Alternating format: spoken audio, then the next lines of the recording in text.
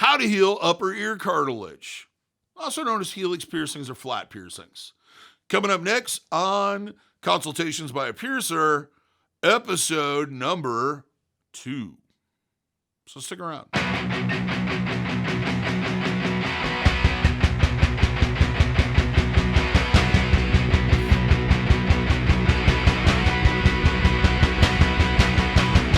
For those that are new to the channel, my name is DaVo. I'm a professional body piercer and have been since 1994. I own and operate the Axiom Body Piercing Studio located here in Des Moines, Iowa, inside Skin Kitchen Tattoo. So when I talk to you about these things, I'm talking to you at a level of expertise as someone who's been in the piercing industry for well over 25 years and might know what I'm talking about.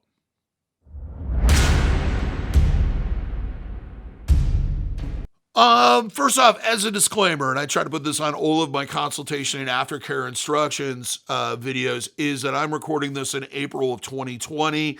If you've gotten conflicting ideas or methods or etc. from your piercer, including myself, talk to them about it. If something may have changed, there might have been new news. We are a developing industry. Things change over time, and how to take care of a piercing has changed drastically over the 25 years that I've been in the business.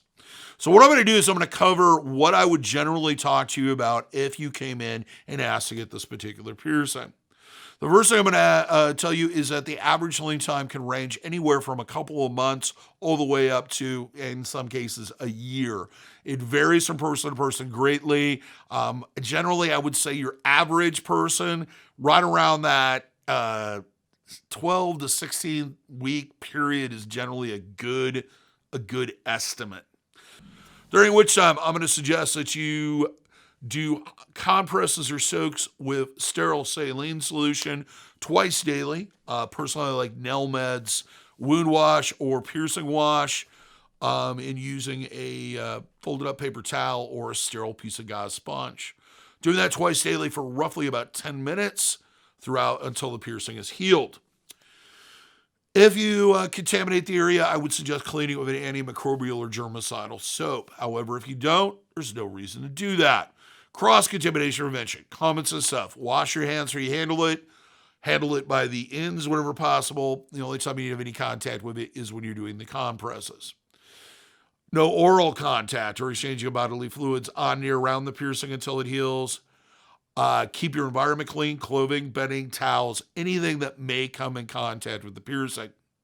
Do not submerge piercing in bodies of water you cannot control the quality of, which is everything but your own clean bathtub.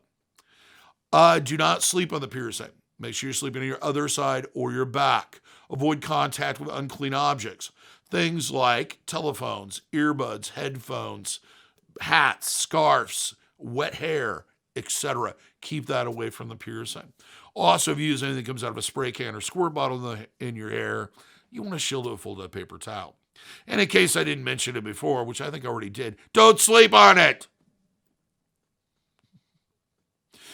Then we would go back and we'd start talking about jewelry and probably any type of allergic reactions you may have had or sensitivity to any type of jewelry. Then we would go through health issues. I'm going to ask you questions about whether or not you have any pre-existing medical conditions such as diabetes, hemophilia, blood clotting problems, you're anemic, you're not pregnant, you're not under the influence of any medication, controlled or uncontrolled substance, and kind of get a general view that you're a healthy person. If you do have any of those conditions or on medication that thins the blood, I would then suggest that you go see your doctor and talk to them about that.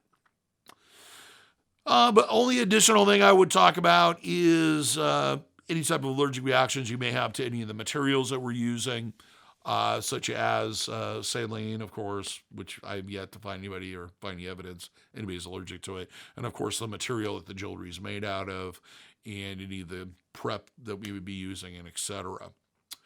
So that's kind of a basic of what it's going to take to heal out a upper ear cartilage piercing, also known as a helix, though doesn't make any sense to me. If you liked the video and found it informative, give me a thumbs up. Let me know that you liked it, because I like it when you like it.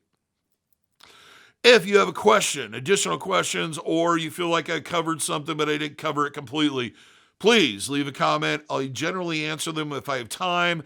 And even if it has nothing to do with upper ear cartilage piercings, I'll generally answer the question.